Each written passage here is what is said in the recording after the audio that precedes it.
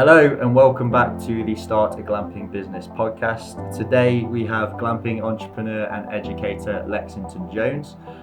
He has several glamping sites just south of the Grand Canyon in Arizona, and he's going to tell us all about his journey, starting a glamping business, operating a glamping business, the lessons he's learned, and also about his education channel which he has on YouTube and Instagram as well, where he's teaching people how to follow in his footsteps. So Lexington, welcome. Thank you for coming on. I'd love for you to tell me a little bit more about your glamping business before we go into a bit of your backstory. Yeah, absolutely. First of all, thanks for having me, man. I've been watching your YouTube channel, and what you guys are doing at GlampTech is so awesome. So I appreciate you guys having me, and I appreciate being able to be a part of it. So a little bit about our glamp site is we have 5 units, 3 Airstreams, RV, and a tiny home, all next to the Grand Canyon. So 25 minutes south of the south rim of the Grand Canyon. They are all agricultural residential properties, and so we only have 1 unit per parcel, and it's all on. Each unit has their own separate acre, but they're all on the same street. So, from an infrastructure standpoint, our cleaners, our handyman can all access the property pretty easily. Mm-hmm. And what kind of nightly rates are we talking for your sites? Yeah, so we range anywhere between $100 to $250, $300. So there's a big fluctuation between them. Peak season starts around April, May, June, and it goes all the way to August or September. We're in the high desert, so people know Arizona as like Phoenix, where it gets up to like 110, 115 degrees. We're 8,000 feet high, so we don't get nearly the temperatures that Phoenix does. We range anywhere from the hottest is like 100 degrees, but right now we're in July and we're about 90, 95 degrees, and then at night it drops all the way down to 60 degrees. So we're definitely in the high desert, and so there is peak seasons and low seasons, and so we typically in the peak season operate at about $250 a night with a $55 cleaning fee plus the Airbnb fees as well. And then in the winter, it drops down to like 100 with a $55 cleaning fee. Mm-hmm. And glamping, because it's such a niche industry and a new one as well, it's always interesting to hear how people kind of fell into the industry and how you got your start in the glamping business. So I'd love for you to tell us a little bit more about yourself, your backstory, and then how you got into the glamping industry. Yeah, absolutely. So I went to school in San Diego, was not a good student, was very entrepreneurial, and loved the idea of starting a business. And so I started a marketing company, and I was shooting sorority videos back in the day when sorority videos were a popular thing. And then I kind of looked at myself, and we started getting corporate clients, and I looked at myself and I was like, I don't want to do this. So I ended up dropping out of college, moving to New York. I worked for a creative agency for about a year, and then realized I wanted to start my own company. Had a marketing agency, and then COVID happened, moved back to LA, and that's when I kind of realized that my financial literacy was extremely poor, and I was just financially, when it came to personal finances, just illiterate. And so I wanted to increase my education regarding personal finances, and I did that by just consuming content on YouTube, reading books, etc. I read Rich Dad Poor Dad, Richest Man in Babylon, watched a bunch of Alex Hormozy videos, and you got in early. Yeah, he's blown up now. Yeah, no, I was an OG Alex Hormozy fan, but that's kind of what led me to knowing that I needed to get some type of assets, right? Some type of assets that paid me monthly, and so looking at my strong suit was photographing properties and the marketing aspect of it, right? So I was like, what's a good cash flowing business that I can utilize my strengths, and I fell into glamping. So I bought property in Joshua Tree and bought property in Arizona, and just bootstrapped it. I found a listing in Arizona, and I was going to wait out the cleaners so that I could ask the cleaners what if I could be introduced to the owner. But the owner ended up coming by, and we ended up drinking and having a bonfire until like 4 a.m. and had a great time. And then I told him this is something I want to do. So I was able to find a mentor early, is basically the gist of it. And then through that was able to learn about glamping and kind of fell in love with it. And then now it's just a game of expansion. Mm-hmm. So the lesson there is if you want to find a mentor in the glamping industry, alcohol was the answer, clearly. What were you drinking? Yeah, we started with beer, but then we moved on to tequila. So it was definitely a fun night. I'll bear that one in mind if I'm trying to buy someone's site from them in the future. So you went from, you decided that you want to get into this business, and glamping, the costs obviously vary massively. You can go from a $100 bell tent all the way up to a hundreds of thousands of dollars worth of high-end luxury units. So the costs obviously swing wildly. How much did yours cost to set up, and where were those costs allocated? Absolutely. So we started off with an Airstream, and this was basically just I was taking a whim, right? I had the mentor that kind of showed me proof of concept of the area, and I knew that there was going to be tourism because of the Grand Canyon. But like anything, you get analysis paralysis, and you worry that you're not going to make any money, right? And so I ended up spending, I think, about $20,000 on the first Airstream, and then I renovated it for another probably 5 to 10,000, which included all the furniture. So I was probably $30K into the deal, and then I seller financed the land. And so I was able to not have to put any money down and then just pay monthly for that. I ended up paying it off early, and so now I own it outright. But that's how I originally was able to save money on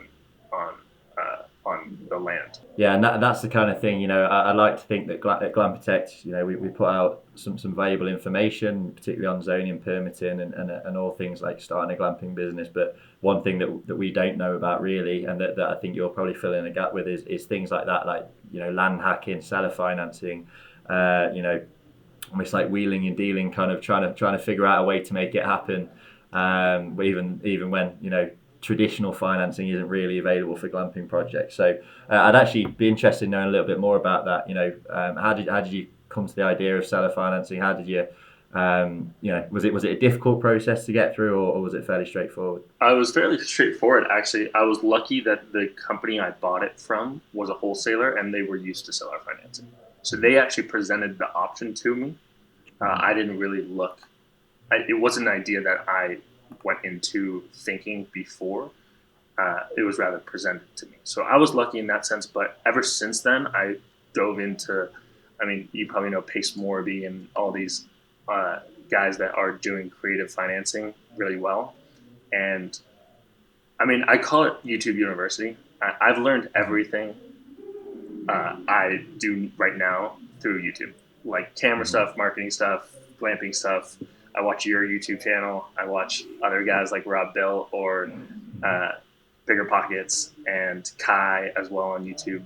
So I think that there's a lot of great information on YouTube that you can find with creative financing, but how I got into it was the company offered it to me. No, and obviously, you mentioned you had a mentor, you found a mentor early on, but ultimately you've had about 10, 15, 20 different mentors through YouTube and all these sort of different channels. But I think there's something special about a mentor that obviously is a two-way thing that you personally know.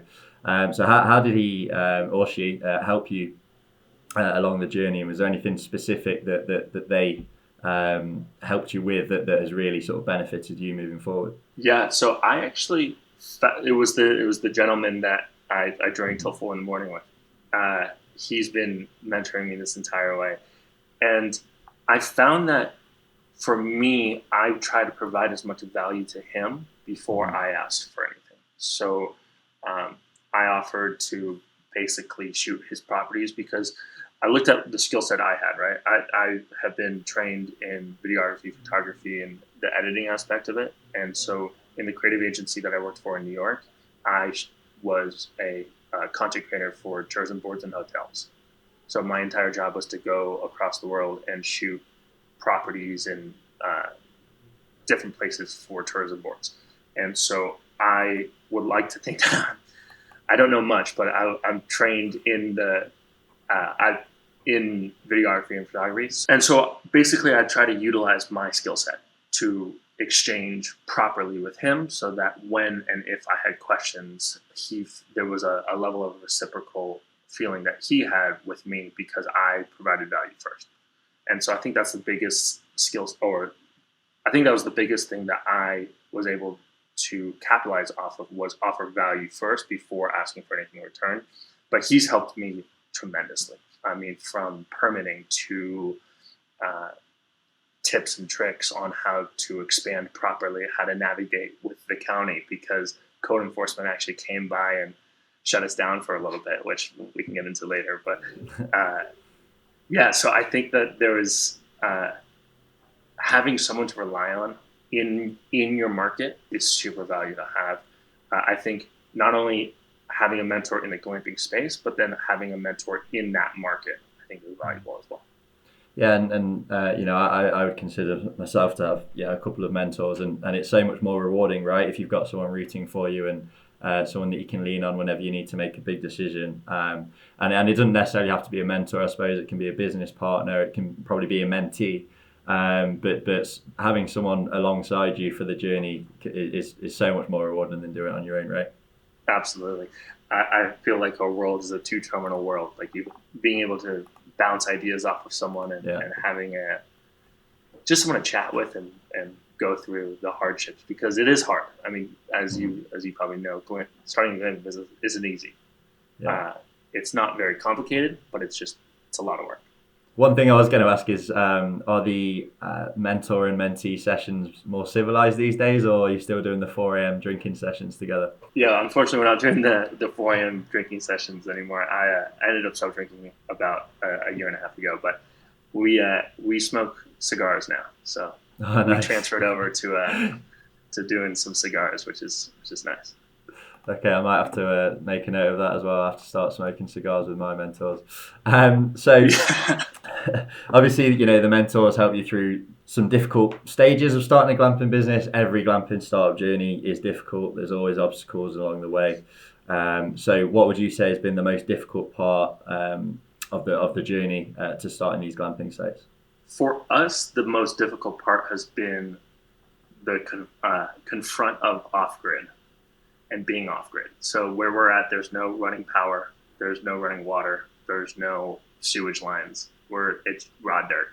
And to make things worse, it freezes in the winter, and 12 inches below the ground is pure rock. So septic units are like $45,000 each. Mm-hmm. And so the confront of being off-grid and maneuvering how to be off-grid and how to supply the utilities that all of our guests are so used to, flipping on a switch and getting instant power, or turning on a faucet and getting instant hot water, is more difficult than I thought it was going to be. I thought it was going to be easier than it was. But yeah, so we truck in 1,000 gallons of water every single week. We have solar panels and batteries. We have composting toilets. We repurpose all of our water into flower gardens. So little things like that, of like figuring out how to maximize utilities that are so scarce, maximize utilities that are so hard to get, and really being able to utilize everything and repurpose everything. Has been the most difficult. Yeah, I know I'm going to give your contact details at the end for anyone who wants to get in touch. But I know for a fact, I'm sure someone will from the audience will email you about that, because I get a lot of questions about off-grid development. I literally had one this morning from someone on the phone who said they'll need to do something pretty much completely off-grid. So I think there's probably a whole other podcast episode in that, but that's good to know, and that you managed to work through it, and it is possible. So You mentioned that you ran into issues with code enforcement. I feel like there's a hell of a story behind that. So I'm going to give you the floor. Just tell me exactly what happened and why you got shut down and how you managed to get over it. Yeah, so the county that we're in is Coconino County, and they have some interesting rules. Uh, the tiny home that I did. So keep in mind, when I started this, I knew nothing, right? It's the whole journey has been a very much of a learning curve for me. And so our we had a tiny home and we put it on a foundation, and it didn't fill the requirements to be a tiny home on a foundation because it wasn't big enough. And so it had to be over a certain size and have been built to a certain parameters to be a manufactured home. However, if you put it on a trailer, you can permit it as a single family residence with a conditional use permit. And so basically, what had happened was someone came by and they were scoping out our properties. And this was when I had a property manager. And our property manager basically confronted the guy, and the guy ran away. And so our property manager tried to confront him, and he ended up writing in our Airbnb message saying, like, I can't believe you guys chased me off the property. And our guy was merely just trying to ask, like, say what's up to the guy. And he went to the county. I think he went to the county and told on us. And so the county came by and they were like, well, this is not permitted correctly. You have to do this, this, and this in order to permit it correctly. And then we saw the workaround of being able to put it on a trailer. And so we ended up putting on a trailer and permitting it as a conditional use permit.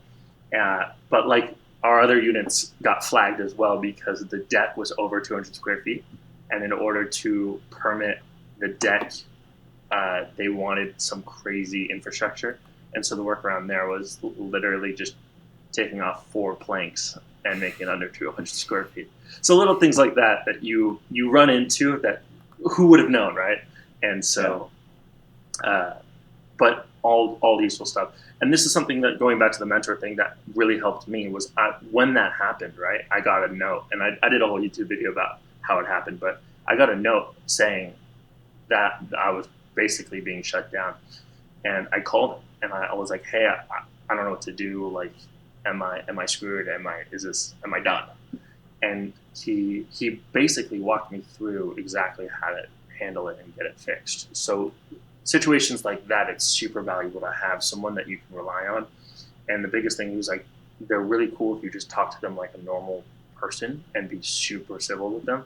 And so I ended up talking with code enforcement, and he gave me leeway, and we were able to get it remedied pretty quickly. But that is a really good example of how valuable it is to have a mentor. And how many days were you out of operation for on the one that got shut down? So the two with the deck that were over 20 square feet were fine. We were able to just fix that immediately, and then we were about 3 or 4 months shut down on the tiny home. But that was during off season, so it wasn't the worst. We did have reservations when we got shut down, so we had to cancel/move all of the people that were booked on the tiny home to the Airstreams and other units. So that was a difficult part. Did that go smoothly? So most of them. Some of them were pretty pissed. Yeah. So, I mean, you might have just answered this question anyway, in terms of, maybe not quite doing every piece of due diligence in regard to like deck size and everything like this, but there may be a bigger mistake that you made along the way. So my next question was going to be, what was the biggest mistake you made along the way that you learned from and moving forward? Yeah, obviously the permitting aspect was a big mistake, but I think the biggest, and this is kind of what we're running into now, was not investing in the infrastructure earlier enough. So since we were off grid, things like washing your linens were an hour away from the closest laundromat. So not investing in the infrastructure of how to maintain the property, how to do turnovers most efficiently, how to put your cleaners in the best position to maximize their efficiency. All the things of running a business that are not the glamorous parts of it. So that we invested in the cash flowing assets, the units quickly and expanded very quickly without at the same time matching the infrastructure investment. And I think that was the biggest mistake. So we basically had to spend 2 or 3 months playing catch up on the infrastructure side. Hi everyone, thanks for listening. This is just a quick note to say that this podcast is brought to you by Glamping North America. And what we do is we help you through the process of starting a glamping business no matter what stage you're at. So if you need to find a property, we'll tell you where the most suitable area is to start your glamping business. If you have a property, we'll look at your local zoning code and tell you how likely you are to get your project off the ground according to the zoning rules and regulations in your local area. We'll also give you a really good roadmap of permits that you'll need and regulations that you'll need to be aware of to get your glamping business off the ground. If you need financing, we'll introduce you to our range of financing partners and do you a feasibility study that will give you some really solid financial projections and market analysis that will allow you to acquire the funding that you need. If you need glamping units, we'll talk you through your options and introduce you to one of our trusted manufacturing partners to ensure that you're looked after throughout the whole process. If you need a site design or if you need permits to move forward with your project, we've got architects who will do all your drawings, make all your arguments, and essentially allow your dream to become a reality. The list goes on and I don't want to bore you, so I'll let you get back to the episode in a second. All I'd say is that Glamping North America are the people to speak to about starting a glamping business in the US or Canada. So if you're even thinking of starting a glamping business, just get in touch with us at contact@glamptech.com or 646-586-2330. All the details are in the description, and no matter what stage of the process you're at, we will be able to help, whether it's doing something ourselves or pointing you in the right direction of our partners. Just let us know that you came from the podcast and we'll see about doing you a little discount along the way.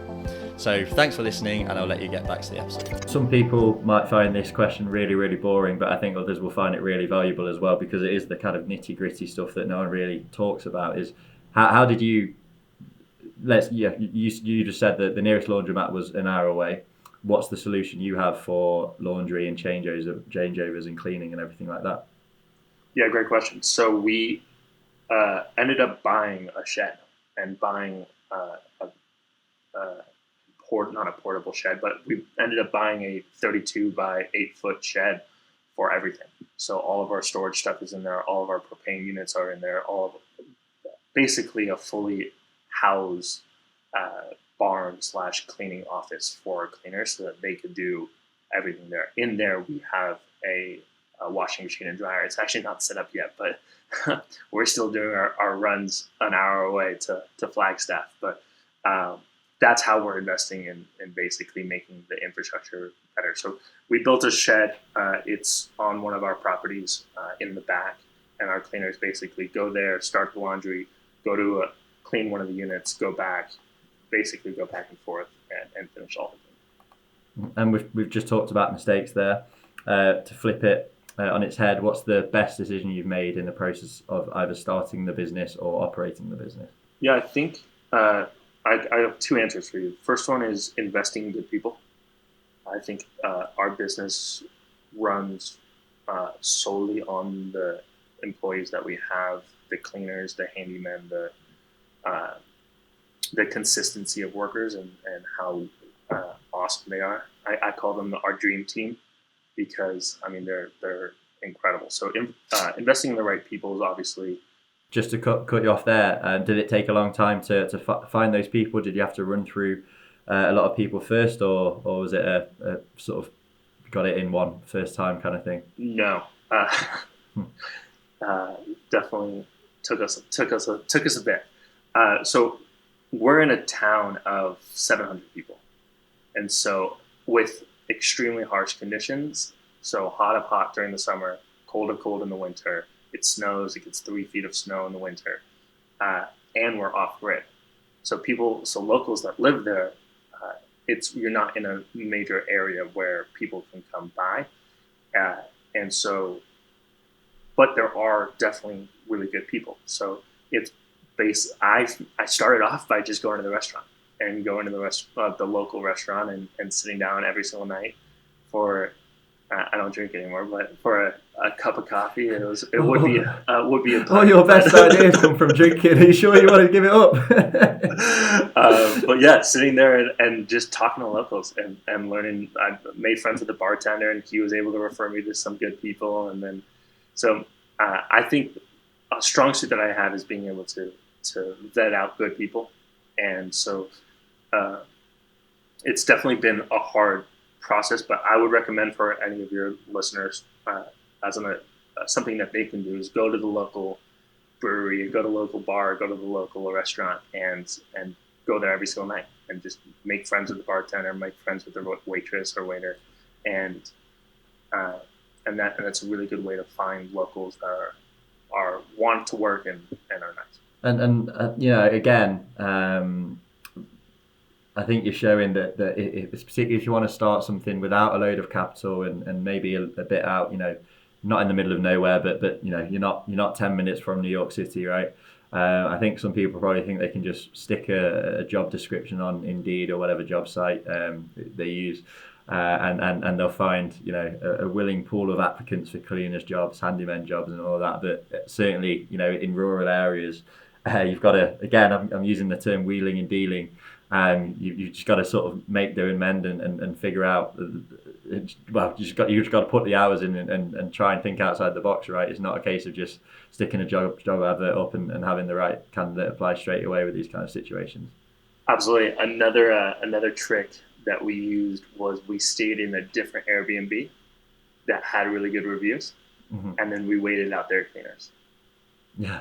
So we stayed until like 10 or 11 when the checkout was. Cleaners came by, we introduced ourselves and said, "Hey, we have a couple of properties nearby. Would you be interested in some more work?" So We've got to do a whole podcast out of your little tips and tricks to sort of think yeah, outside the box. I think there's some good stories there. And you were going to say there was another real good decision you made before I cut you off, as well as the right hiring decision. So what were you going to say on that one? yeah. So the hardest part I think of the situation we're in is the difference in seasons, and so um, because it gets so cold in the winter, uh, there's a good amount of maintenance that we need to do on our units. And so I think the biggest thing was we started a manufacturing company to build tiny homes. And so I think the best decision for us was starting that company because it allowed us to expand properly. And it basically was, we're now able to control not only the aesthetic of the units, but also how the unit is built, so we can build them to the environment. So we can wrap all of our water lines with heat tape, and we can know exactly where we can optimize our power to make sure that our solar panels and batteries can maintain air conditioning throughout the night, right?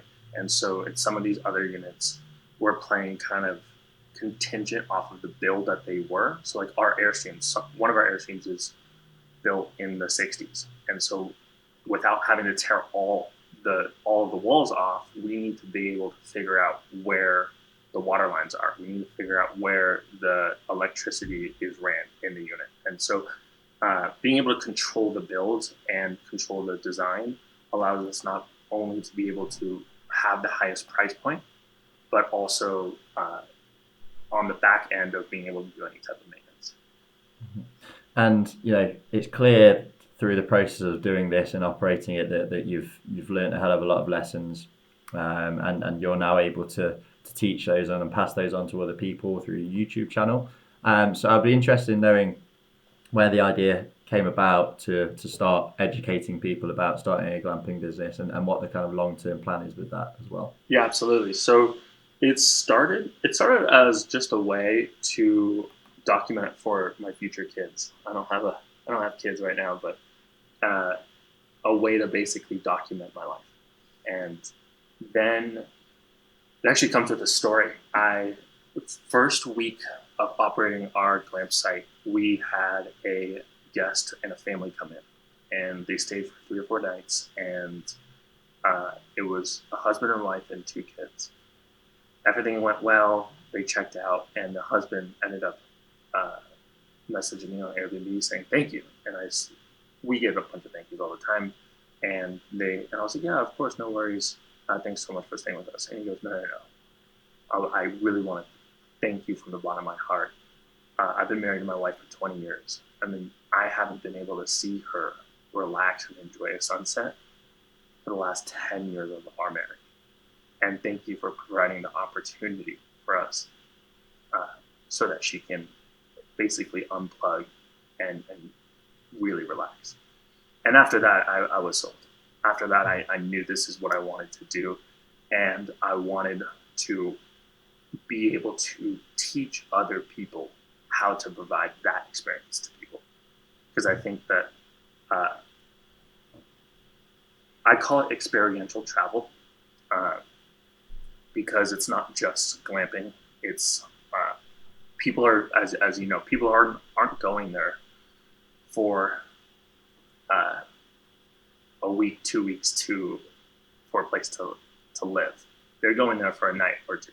They're going for to create those long-lasting memories with their family and to experience something that they don't get from where they live. And so I think, we have a mission statement of equipping people to produce unforgettable experiences that creates lifelong memories for their travelers. So I want to basically teach people how to set up these experiences for their travelers so that the travelers can create lifelong memories. And that's kind of like the whole idea of the... Yeah, and I've spoken to dozens and dozens and dozens of glamping operators now in my time doing this, and a lot of them have a similar story of, they can remember one particular family or couple or whoever it may be who was just so grateful that they provide an experience. And it doesn't really matter whether it's a $10 million glamp ground or resort versus a bell tent in a field. Ultimately what you're doing is providing a place for people to escape, to relax, enjoy nature, and spend time with family when they might not otherwise have been able to do that. And I think if there are people who are kind of really want to do this but maybe are running into stumbling blocks or they're struggling to get through a particular barrier, it's worth bearing in mind that a lot of operators have that story of how they've made a family's week or month or year or whatever it may be. And you're obviously no exception. And you're better to tell the audience this than I am, because I don't own my own glamping site yet. We've consulted on a lot, but I'm not a personal owner. I don't see the guests come in and everything like that. So could you just sort of explain just how meaningful it can be to operate a glamping site and see these people maybe come in with a frown and leave with a smile? Yeah, absolutely. So I'm 27. I grew up with Facebook was released, or Instagram was released when I was in high school, and all of our generation after this grew up with social media. And I think that as great as social media is to connect people, I think that it's so valuable to be able to unplug from everything that's going on, the news, social media, and just get back to Mother Nature, get back to human interaction, get back to talking. Talking with no phone nearby to your loved ones. I think there's nothing I enjoy more personally than when having a beer by a bonfire and watching the stars. Having a tea now. Having a nice tea. Not a beer anymore. And listen to some country music. That is like my happy place, right? And so one of my favorite things to do is go and just introduce myself at like 7 or 8 once all the guests are checked in, and seeing them barbecue and cook some hamburgers, and the kids are running around, the dogs are running around, and it reminds you of the simpler times of when, before social media, before when you were a kid and just played around. So I think the nostalgia that people get from having these glamp sites or from going to glamp sites isn't a feeling that is readily available to a lot of people. And so I think that the more people can invest into this type of asset class that isn't just glamping, but it's experiential travel. So it's providing not only a place to stay, but an experience while you're staying there. And so we call it stargazing is our company name because, I mean, there's no light pollution. So we provide telescopes, we provide binoculars, we have day beds on our properties as well, so people, and night beds, so people can basically just watch the stars at night. And I think that experience to people is something that people don't ever forget. Mm-hmm. Mm-hmm. I'm going to be selfish here. I've just moved from the UK to Canada, Alberta in particular, and no one in the UK cares about country music, but I'm rapidly learning that country music is really popular over here, and you just mentioned it. So this question wasn't on the running order, but if you could pick one country song to put on by the fire on your glamping site, what would it be? Oh my goodness. And I'm going to limit you to one. Can I give you an artist instead? Okay. No, but well, that's fine. Go on. I'll give you a song. Okay, Traveler by Chris Stapleton. Okay. I'll add it to the playlist. I'm such a big Chris Stapleton fan, and I think that Traveler gets me there. Traveler just gets me in the mood. Mine would be Chicken Fried, but I literally know about 8 country songs, so I'm only just getting into it. It just came on my playlist the other day, and I was loving it, so I'll add that one. Okay, so and you're obviously, you started this sort of education platform as well, and you've just given a really compelling reason as to your motivations to doing that. So going forward, what's your bigger focus? Is it going to be continuing to teach, or is it going to be continuing to develop glamping sites? Oh, we're expanding. I mean, my biggest thing is I want to expand, but I want to be able to offer being a mentor to other people. I had my mentor in this, and I knew how valuable it was to have him. And so I want to be able to offer that experience and that mentorship to other people. And Alex Ramosi says, give away the secrets for free, but charge for the implementation. Mm-hmm. And so that's why we started a utility business to offer solar panels and basically the education behind off-grid. And then we started a manufacturing tiny home business. And so we charge for those, but then we give away the secrets for free. Well, that principle is why this podcast exists, so I think he's onto something. So this is a question we ask all glamping site owners at the end, and the answer is almost always the same, but it's quite fun to hear the reason why, and you've already kind of explained the reasons why, but it would be good to ask you again is, are you happy with your decision to start a glamping business? Absolutely. There's again no better feeling than checking in on guests at 8 or 9 or 6 or 7, and they're cooking dinner and having a bonfire, and seeing the smile on their faces reminds you why you're doing it. And so that's my driving force. That's why I'm in the business. Is for those experiences and to offer those experiences. Amazing. So if anyone wants to get in touch with you, whether it's to stay at one of your sites or to learn more about starting a glamping business or learn more about one of the sideline businesses that you've mentioned as well, how can they go about doing that? Yeah, absolutely. I'm on YouTube at Lexington Jones. You can email me at lexington@lexingtonjones.com, or my Instagram is what's next Lex.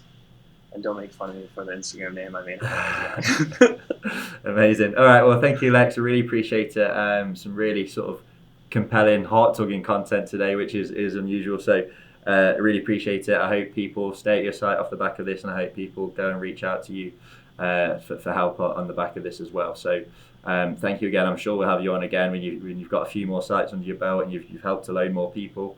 But until then, thank you. Yeah, of course. And one last thing I want to say is I wanted to thank you for what you guys are doing. Your YouTube channel is such an incredible source of information.